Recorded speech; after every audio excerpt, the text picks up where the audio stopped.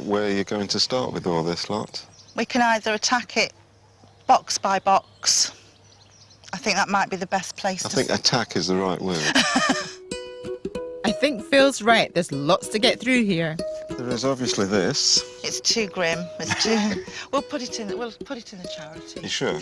OK, that picture goes to a good cause, but what about the bear? No. No. So these are boxed figures of wrestlers. The wrestling.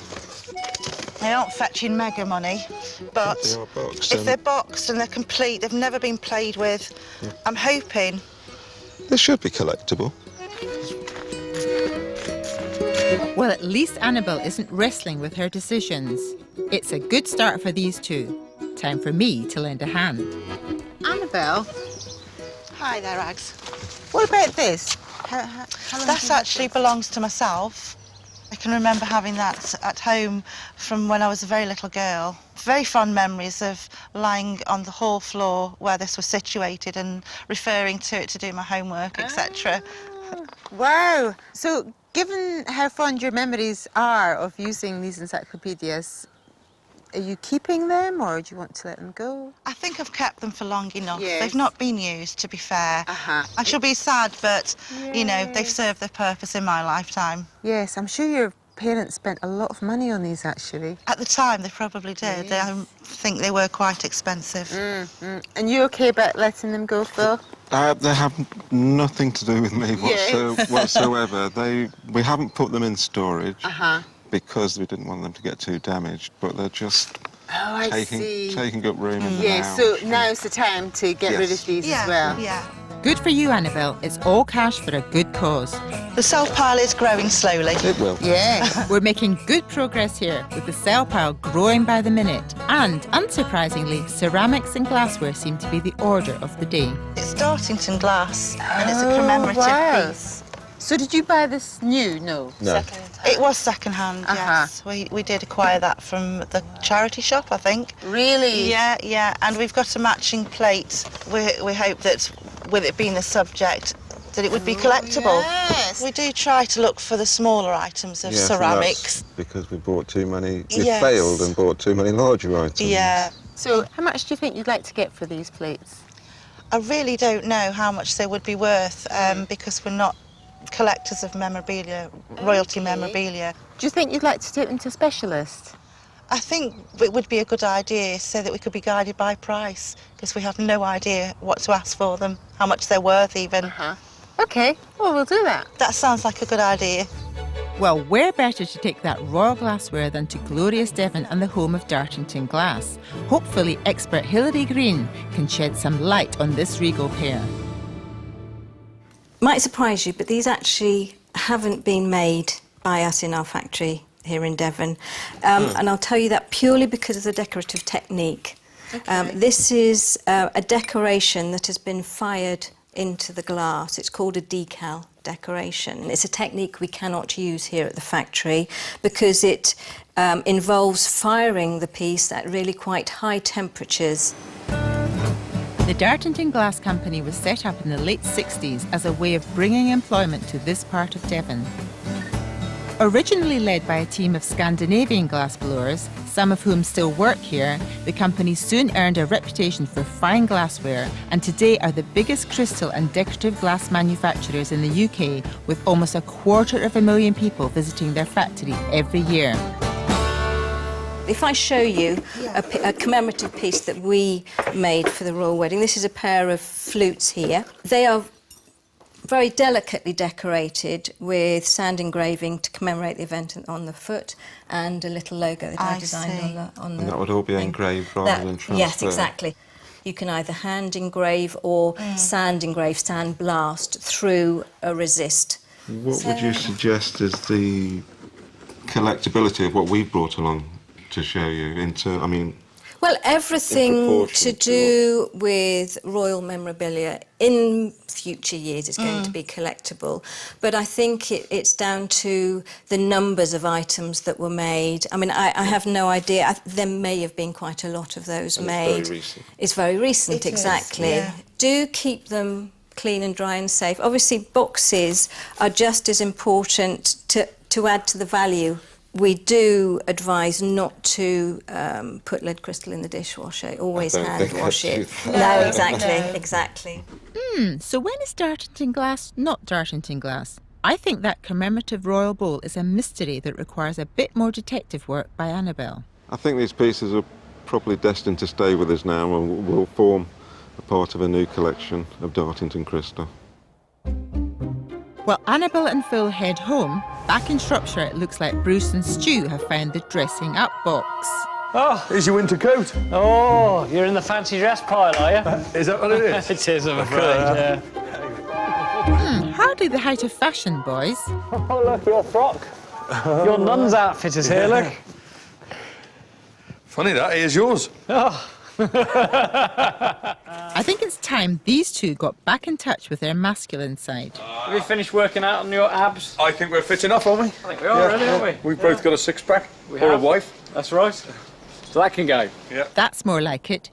Inspired by their first find, Bruce soon spies another interesting item. Stereoscope. Stereoscope. Yeah, so that is something for looking at photographs. It's an army thing. So is it worth keeping? Do you want to keep it or sell it? I've got no need for it, no use for it. Come on, so let's sell it. Think it should? Yeah, sell it. Come on then, let's Get rid of sell it. In the sale pile. Well, first one in the sale pile. Start the ball rolling. It's good to see Stu getting stuck in, but I think it's time for some expert advice. Now, we've got some nice old furniture here, actually. I mean, who does this belong to? Is this something down the family? It's nice old coffer. This is some of the stuff I've been looking after for Stuart. So this was actually housed in the old Cock Inn in Droitwich, Right. which is where Judge Jeffreys used to make the decision whether to hang people or send them to Australia. Gosh. So that's a good old quality antique item, Okay. all right? So that's definitely food for thought, as is this settle. This is exactly what you'd expect to find in an old coaching inn or a pub. Yeah. You're looking 1650, Really? 1680. Wow. So you're sort of 400 years old. That's incredible. Wow. And just think, I mean, you're on about Judge Jeffreys, I take it he was sort of the 18th century, wasn't he, I think? Yeah. So he could have actually had use of this in the pub, you know, Wow. he could have been in around that time. And then Larry Grayson, generations Yeah, later. yeah. What I often find fascinating with a piece of furniture like this, if only they could tell a story. Yeah, yeah. What has this held over the years? Where's it's been? Who's been sat around it? It'd have a lot of knowledge, wouldn't it? Yeah, it would. But that's a great antique item, a great sellable piece, but we'll come to that later on. Great. All right. Okay, yeah, okay. yeah. I'll let you make Well, the that's a promising start, but among the more traditional pieces, this place is also packed with all sorts of weird and wonderful contraptions. I'm not sure if this is an antique one or not, but it's one of these lateral thigh trainers. It's a what? Lateral thigh trainer. Sounds like an illness. But apparently if you go fast enough, you can generate some electricity out of it. Oh, really? Okay. Was that the fascination with it then? Yeah, yeah, it's like one of these eco things. Go on, let's have a demonstration. Let's see how you do it.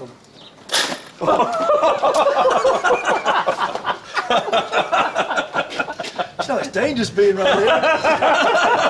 Well, I think on the grounds of health and safety, I think we need to skip this. I think that's definitely Possibly loses an eye or something. right. Yes, I think that's the right decision, Bruce. It's been quite a ride wading through all this clutter. Now it's time for our hoarders to stop sorting and make a choice about what stays and what goes. Annabelle has plenty on her sell pile and a decent amount to go to charity.